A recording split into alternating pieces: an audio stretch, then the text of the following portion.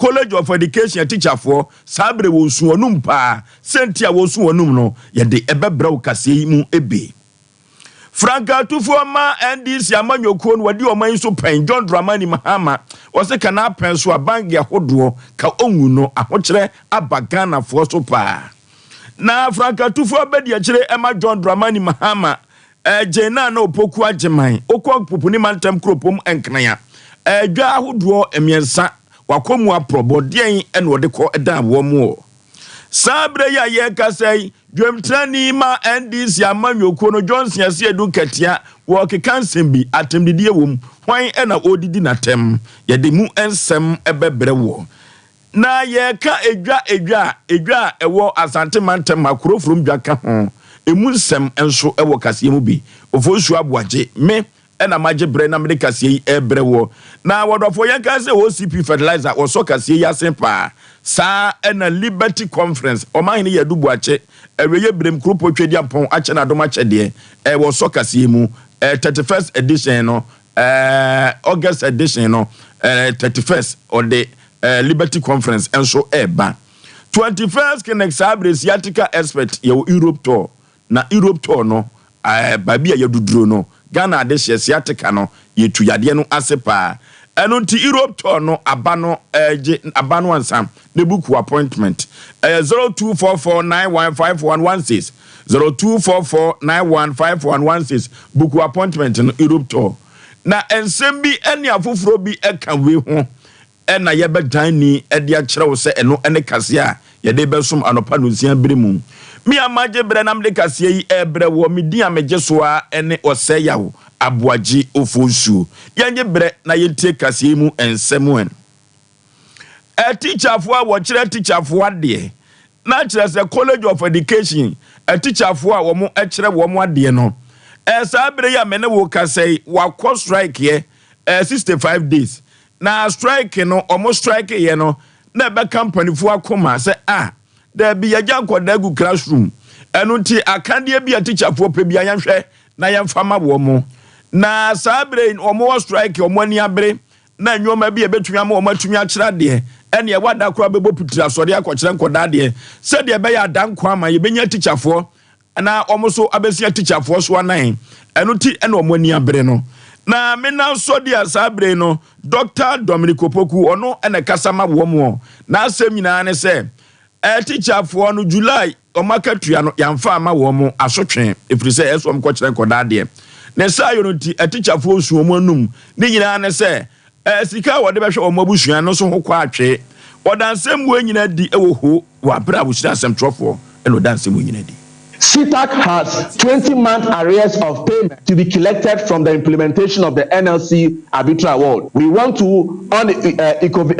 unequivocally state that we shall collect every pesewa owed to us from the NLC Arbitral Awards. Signing of MOA and current situation. CTAC had gone past the signing of bogus and deceptive MOAs, which the government agencies uses as caveats to deceive us to suspend and call off our strike and go to sleep. On the 16th December 2022, the government signed an MOE with CTAC but failed to implement it. Furthermore, on the 7th of December 2022, the current Minister of Education put his integrity on the line and disappointed CTAC without any shame as an honorable minister with high status and reputation. CTAC position now in relation to this strike, what we are demanding now before we call off the strike. The following are CTAC position relating to this strike. 1. CTAC is demanding full implementation of the staff audit reports in line with the NLC Arbitral Awards. 2. CTAC is demanding the staff audit report nomenclature and rationalization, such as principal research officer, assistant lecturer, senior lecturer, associate professor, and professor emeritus. Dr. Dominic Ousu ono ena ekasa ema teacher for agire teacher for de yenya teacher for nya na strike no nemmom enkane training college sa na man for better ase teacher for agire wa de no omo no se enwanam bia elsa bind ma wo mo ansa no matimi akokira de no fama wo no sa yonti no 65 days ni ofi wo so nkokira de Dominic Ousu ene ekote ne kan no na ye to akase ne so de amagana de sia Franka Tufuoma NDC amanyokuo no wadi oman so pen John Dramani Mahama ne how ene na mane nyina se Ghana fo nya ne mugidie no onsanto aba emfama no ni sayo ntino Ghana adehye no sikasem kwa atwe oman sabre ni ahweye yebekwa akoto amenem akakakra bi na yekwa akotom na nipa obetumi ayi Ghana fo afiri musuo ni esanmu na sikasem ho kwa atwe watumi ede yaba no eye John Dramani Mahama saa na ose menka nche ona no pen ne sayo ntine how ene na mane ne se kaya na breso a bank yahodo pi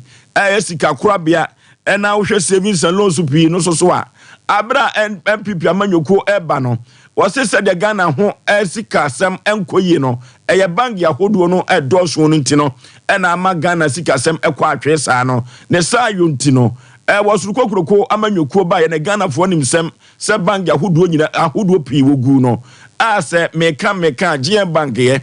ya pa akwasi indium dia no eno kura wogu no ne saa yonti bank yahodo egu ye no ekofa nchiri wahyew eba omam ha ema omo anu omo ye adwuma nyina da esa bafi unemployment esa akoso eno ti seka ye na abreso padia bank yahodo no ko behjem kina ka onwu no kura. Position of president gives whoever occupies it a huge latitude of discretion to take decisions on behalf of 30 million people, and some of those decisions could be very disastrous, and I can give you examples. If I were president, I would not have closed those 10 banks and thrown 10,000 of my citizens out of work, because we could have saved those banks. You said they should get capital of 400 million Ghana cedis. They should raise their capital reserve to 400 million. So let's even assume times 10 banks. That's 4 billion cedis. And then because they were not able to meet it, not because they were not able to meet it, Franka Tufo na enkane na woye omampani ema Ghana adehye eye John Dramani Mahama ne ena yekotie ye no yeto akase ne so a na tuapamu ema John Dramani Mahama Jaina na opoku ageman Mahama nam ha no na ono so nam ha wo sofa no masofa ni nyina ne se yebeka asem na to Ghana fo asum se de be ya wobeto oba no ede ama eyezu eyeza chini ya manyokuo no ne sa yonti no Jaina no poku agiman uduru malata market kanesi ene makola market ya wone emana kwa akodi nkomo ene kaya yefo akodi nkomo ni nyina ne se Ghana fo nwomu gidi no oto abade ma wo mu a Women's Development Bank god beba ebebo ma adwadifo pa Minibi one room me a minibi one room bi na mahai wo baby eda ni nyemedia so asase ni minibi mo bi anka me ni table na ekosusu boko ame majo emensu nhwimi internet say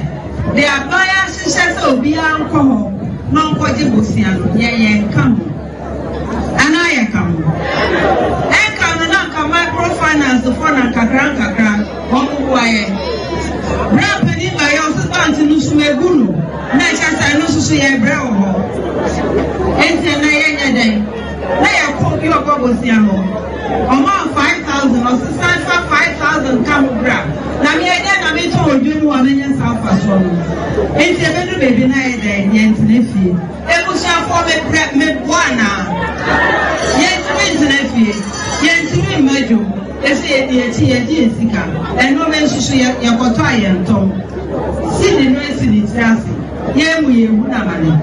wa hwe ya no de anyumi ebetuna woto brechi no woto eso de neka ebushafo ye no kwa na atanya no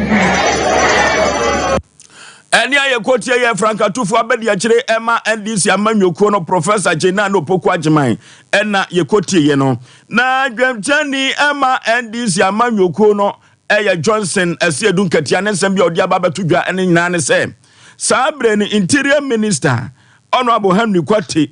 opeso ofa kwati kwa bi na wofa full soldiers ye MPP for na wadom ko wura police nim na ne wo ba behwe abato esu na odi ba be wi abai mu ano no na Johnson ase edukatia se ebeto ne naso na ne naso etoye no na opeso obowura NDC ministers nim na se de be ya obedada wo mu na empokura no omatiase se de be ya yebetumi afa police na yakọ training na bosome mienza ase na yaka no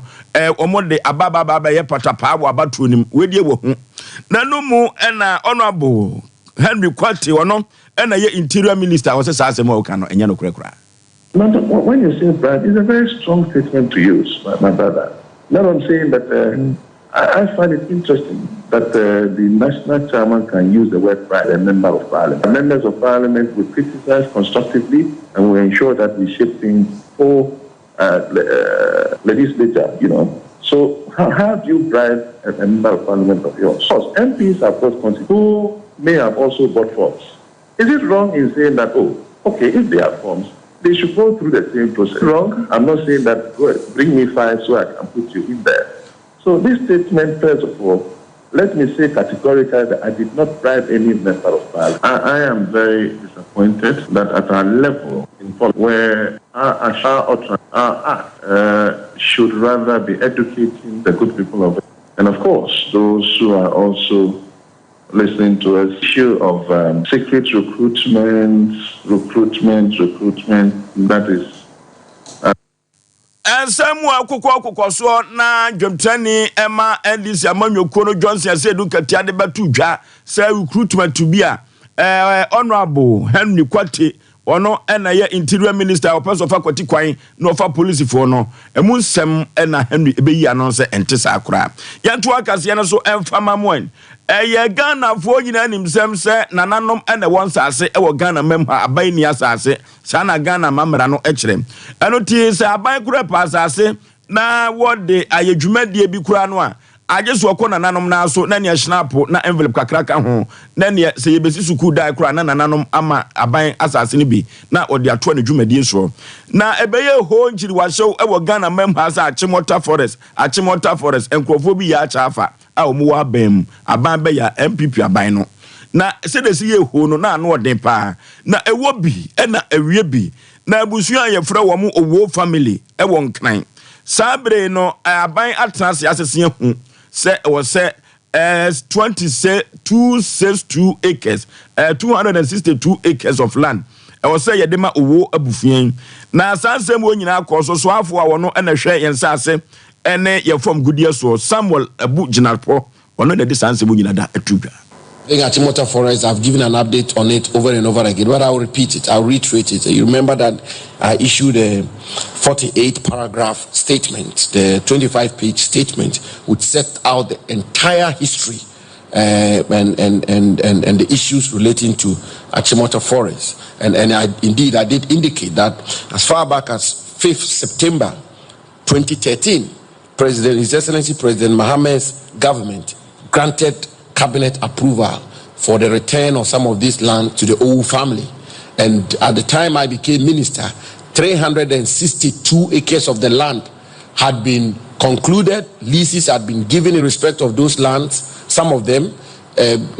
decisions had been made that 362 of the Achimota Forest lands be returned to the Owu family for one consideration or the other. And that transcended from President Kufuor's government all the way to President Akufo-Addo's government up to 2021 when I became minister. We set up a team, we went into negotiations with Achimota Forest because we were concerned about the ecological integrity of the forest and we wanted a buffer. We wanted a buffer between what the Achimota the Owu family will have and what will now constitute today's Achimota Forest. And we were able to negotiate a reduction of 100 acres out of the 362 acres which had been cast in iron by previous governments. Ania ye kotie ye swafo a wono na hwe ensase ene from Goodyear Shore Samuel Abujinapo was say ensase no edia no a Owu family no omo benya chefa efiri se ewo bi na ewie bi na dwamtani ema NDC amanyokuo no ene Johnson Asedu Nkatia na empempi no omam hanon se ba beto abasa no a eya na wona wagina se otu franka ede amanyokuo ahodo no ya do mu gina sumpie ni apaso ene de obeye bia no na ne old kan akere Ghana de hye se Ghana fo ne mebe ya adwena abra na President Akufo-Addo wo ba no na debate bi ekoso no ma harga okobobo ewa eno na ye ya na efre no ayare kofo no sa debate no bi ena sabrika ebetodwa se Dr. Alhaji Maud Bawumia one Frankatufo mandis amanyokuo no Mahama omunkonom kogina paso na ne de obi abeya ma oman Ghana no ontutu ne srani abasa na ka nyina ehu ene de obeka no ne egidi akomu ne ato aba ne de ama ho na no mu ena dwemtrani ma NDC amanyoko no Johnson say do katia say ye ne mu ni debate bia o ye ne liar bia na ye ne idiot bia enko debate bia in all honesty both are bad but one is worse in terms of credibility. I rate Nana Addo higher than Bawumia, honestly. As for Bawumia, he has allowed himself to be used as a tool. And so he has messed up his credibility, his total credibility. Even a P1 child, if you want to get you ask who is a liar, you ask 10 people, at least 5 of them will mention Bawumia's name. They will mention his name. And it is not a good thing for him, as if he has intentionally created this thing for himself. It's not good. And so we are saying that let him carry his baggage. If you have a pig in mud, don't go and be fighting that pig. It will drive you into the mud, and the two of you will mess yourself up. And when somebody is coming out, he will know who is the pig and who is the human being. So don't go in. Allow him to swim in his own mud. Eni aye kwoti ye eye dwemtrani ema NDC amanyoko no Johnson asiedu enketia na aban beko aban beba Krofro market anwenese aban beba Krofro market enesi ho no ensuo na etobu edaye ewura yenya nkyere ene awowo yeyen wom enso na ye mpaboa tomato sui ene enyadoa ene ntade ene yesi eton no market yimu de na asie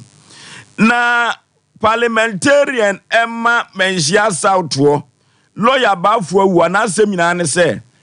na eya aban trimpo NDC MPP amanyoko etrimpo se market ko besie enso COVID-19 ebe ha wo pa Ukraine tokwa be ha wo pa eno ti na ye omtrimpo na enso omantumi ansi se Asante region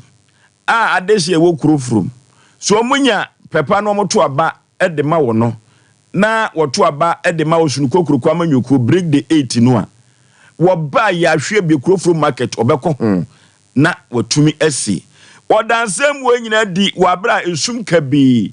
aduru Krofrom market ye na street no esum wom akromfo bo akro no na wode street bob so ahodo ekofixe ema Krofrom market said ye kwam beda ho madwadifo omo baga ye twitwa na yegege no nyina to betwa no da sansem wo nyina di ye beba bi MC Jano ye president Kufo eni so ade hu papa ana ode be yije papa ana wen tuye nyi ana ode fra na do dan John Mahama ye Professor Mills eni ewura John Mahama ye mampani dada ene wo sa pese ye to aba ma no omo betena so mfie woche omo afo mo nsanka ya bi o omo ko so fufu mu se omo koye eno kire enya de jano omadwene ene omakoma ewoso Emrashe bedwani awo Menchia Southwo abato mpesu aso lawyer bafo awu an yekotie ne no na abra wode bobs no ekoma ye no said ye be ya ehan ebeto ho na akrofo abromfo a wodi emadwadifo se prefa no oduma CCPC abato mpesu aso honorable Isaac Osei ode na ase rampempa edema honorable say watumi de bobs na ba na empo bosha wahye wo mu no wo bompa ye se ebeba so so adwene ye ho e Krofrom market security ho ensem you the light ya be dom me so mehwe say light o de adom no mehwe ama ye de abobo ba bia se bo na bambo so afa ntuma pa efra e wo oduma sisi da so market Isaac Osei na ye kotie ye no na no akire na madwadifo a sabra tadwe wate dene na wo behunu han na akromfo abromfo a wodi wani se prefa no omutimi ema wo mu chen bie no omso kasa kakra American say esa na bu ya abafo so mi mpude mi nim yedi nanso emu aka ko emu anfa mo ya say edwen say ne ba bia metie kura no whole light me dan asai nya light na wo no asai mi nya so obema da tesifo ya be hwe light nya ya mame na edwan so ba bia e wo no whole chance ni nyina asai stress wo maboaye ni ntumi nya ba bi fa ya no mo se bi no me gu nsuo me ko fa ne ma ba kura na eno ma ne gu nsuo madwadifo bi na ekasa ye no na Liberty Conference no eba so na ne ba eba so no obi ohaw amane enkodada eda no so no the heat odofo yenko na yenko no ma he yedubu ache awie brim de yakopon de adom no yenko na yenko nkogibi enwosra no do so pa Jubilee Park 31st August na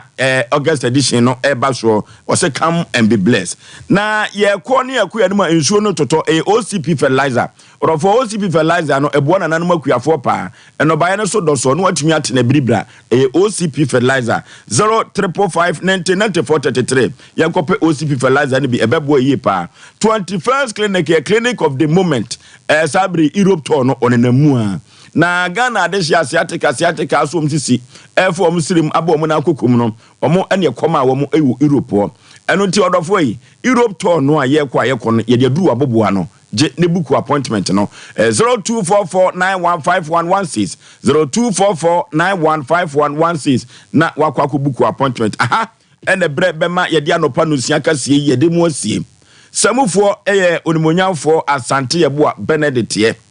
na di ochinchin fidie no ede maame akosua somua sudela menua bapa no ochinchin na no pe kama pa ukon fidi dem ozo so a Azuka ene Kevin Oyata omunyina dawroma ena no pe mitumi de kasie ebrewo na me ameje bre de kasie ebrewo kenkan ne kama de ma ho afi krogen no